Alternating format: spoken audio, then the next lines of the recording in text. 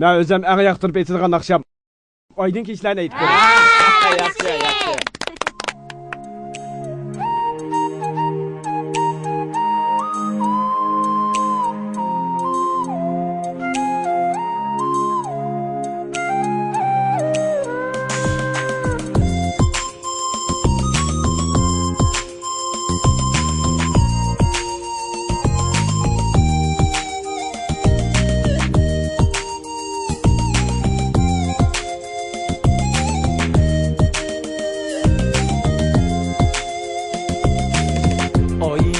Keşlede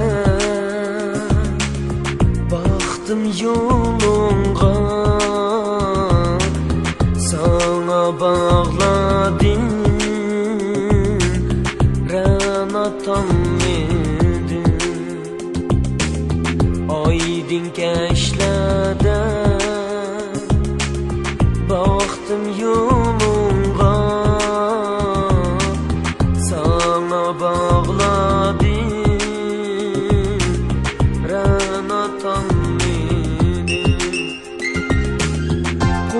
Yaştak emin illik koynumda Eytkan akşamı sahar anladım Bu yaştak emin illik koynumda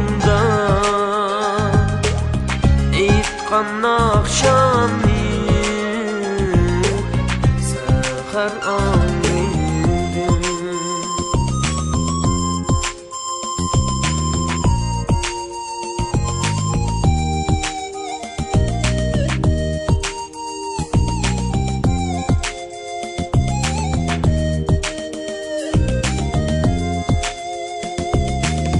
Nakşa kalbim ilip kolunga Eytkan akşamı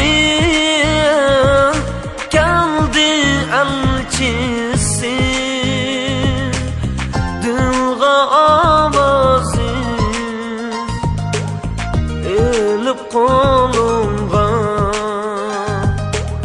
Anlar nakşamı Elmin barçısı Zılva avazı Elip kolunga Anlar